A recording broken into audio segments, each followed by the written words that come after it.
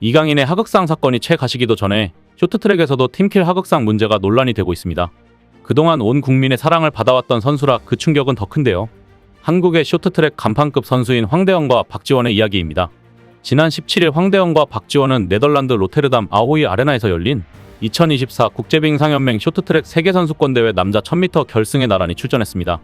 결승선 3바퀴를 남긴 상황에서 1위로 달리던 황대현을 2위 박지원이 인코스로 파고들어 추월했습니다.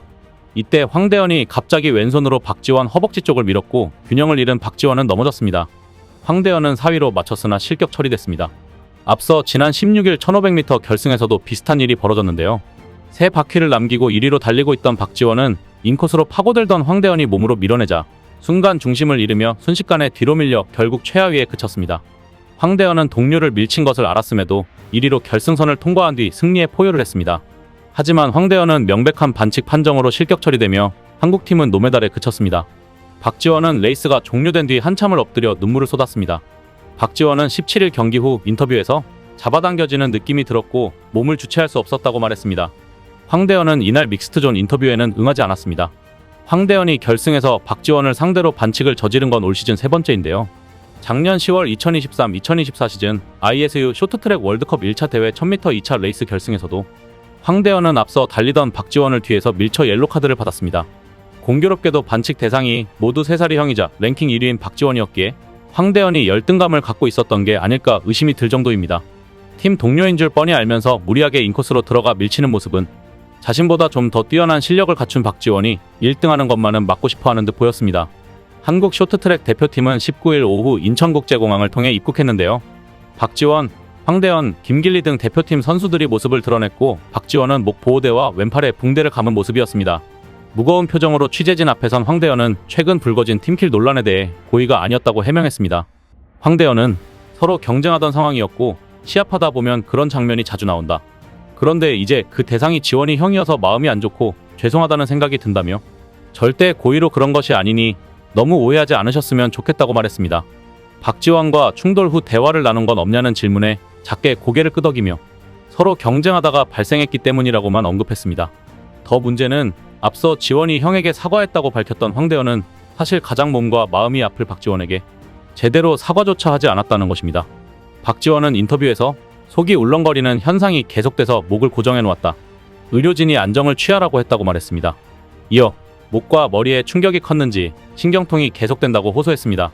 1000m 결승 경기 후 황대현이 직접 사과했는지 여부에 대한 질문에는 그 부분에 대해 지금은 드릴 말씀이 없다고 말을 아꼈습니다. 황대현의 과욕과 질투가 만들어낸 참상을 알게 된 국민들은 과거 임효준 사건을 재조명하고 있습니다. 이 사건은 2018 평창 동계올림픽 쇼트트랙 금메달리스트인 임효준이 동료 선수들 앞에서 황대현의 엉덩이를 일부 노출시킨 행위가 발단이 됐습니다. 판결문에 따르면 2019년 6월 17일 오후 5시쯤 남녀 쇼트트랙 국가대표 10여 명은 진천선수촌 웨이트장에 모여 자유롭게 몸을 풀고 장난을 치거나 담소를 나누며 시간을 보내고 있었습니다. 그러던 중 한 여자 선수가 암벽 등반 기구에 기어올랐고 황대현은 장난기가 발동해 이 여자 선수의 엉덩이를 주먹으로 때렸습니다. 매트에 떨어진 여자 선수는 웃으면서 과장되게 아픈 척을 하거나 황대현을 향해 주먹을 흔드는 등 장난으로 응했습니다. 뒤이어 황대현이 암벽에 오르자 이번에는 임효준이 살며시 황대현의 뒤로 다가가 반바지를 잡아당겼습니다. 이로 인해 순간적으로 황대현의 엉덩이 골 일부가 노출됐습니다. 이를 본 몇몇 동료 선수들은 웃음을 지었고 임효준은 도망가면서 황대현을 놀리는 듯한 동작을 취했습니다. 황대현은 당황스럽고 머쓱한 표정을 지으며 복장을 바로 잡았다고 판결문에는 적혀 있습니다. 때마침 도착한 코치진이 훈련을 지시하면서 이 상황은 마무리됐습니다. 이후 황대현은 선수촌과 대한체육회에 임효준을 성희롱으로 신고했습니다. 이 일로 임효준은 그해 8월 대한빙상경기연맹으로부터 1년 선수 자격정지 처분을 받았는데요. 12월에는 강제추행 혐의로 불구속 기소됐습니다. 임효준은 재판 과정에서 반성을 한다면서도 황대현에게 장난을 친 것일 뿐 추행의 의도가 없었다고 주장했습니다. 그러나 1심 재판부는 2020년 5월 임효준에 대해 벌금 300만 원을 선고하고 40시간의 성폭력 치료 이수를 함께 명령했습니다. 1심 재판부는 기습적으로 바지를 내린 행위는 유형력을 행사한 것이며 이로 인해 피해자는 성적 수치심을 느꼈을 것이라며 현재까지 피해자에게 용서를 받지 못하고 있는 점은 불리한 사정이지만 입건 전력이 없는 초범이고 장난을 치려는 의사도 일부 있었던 것으로 보인다고 양형 이유를 설명했습니다. 그러다 2심에서 판결이 뒤집혔습니다. 2020년 11월 서울중앙지법 항소심 재판부는 임효준의 행위를 성적인 자극이나 추행 목적으로 보기엔 어렵다며 1심을 파기하고 무죄를 선고했습니다. 2심 재판부는 황대현도 동료 여자 선수가 장난으로 받아들일 것을 감지하고 엉덩이를 때리는 행위를 했다며 그와 같은 심리 상태와 연속된 분위기에서 황대현이 임효준의 행동을 강제추행으로 인식했는지에 대해 의문이 든다고 했습니다. 그러면서 황대현이 사건 전에 했던 장난을 분리해 오로지 임효준이 황대현의 바지를 잡아당긴 사건의 행위만이 성적 수치심을 일으키게 한다고 보기는 어렵다고 했습니다. 재판부는 또 황대현이 사건 직후 국가대표 선발의 순위권에 있는 동료들에게 이제 국제대회에 출전할 수 있게 돼 축하한다며 임효준이 이 사태로 징계를 받고 국대에서 탈락할 수 있음을 암시하는 말을 한 점을 감안했다고 했습니다. 이외에도 훈련 시작 전 장난을 치는 분위기에서 이번 사건이 발생했다는 점, 쇼트트랙 선수들이 장기간 합숙 생활을 하며 서로 편한 복장으로 마주치는 일은 흔하고 종목 특성상 남녀 구분 없이 엉덩이를 밀어주는 훈련도 수시로 한 점 등을 무죄 이유로 들었습니다. 대법원까지 간 이 사건은 2021년 6월 1일 무죄로 확정됐습니다. 재판은 끝났지만 과정을 들여다보면 너무도 가혹했습니다. 임효준과 황대현은 10년지기 동료였고 룸메이트였습니다. 당시 관계자들은 황대현이 한 장난이 더 심하다며 징계를 받을 거면 황대현이 더 크게 받아야 한다고 주장하기도 했습니다. 사건 후 임효준은 황대현에게 재차 사과하려 했지만 황대현 측에서 연락과 만남을 모두 거절했습니다. 결국 임효준은 부모님을 대동해서 황대현 집에 찾아가 무릎 꿇고 사과했습니다. 하지만 황대현 부모님은 주거 침입죄로 경찰을 불러서 쫓아냈습니다. 1년 자격정지가 풀린 후 3일 뒤 임효준은 황대현에게 다시 고소당했습니다. 재판 일정을 경기 날짜와 똑같이 잡아서 임효준의 대회 출전을 막았습니다.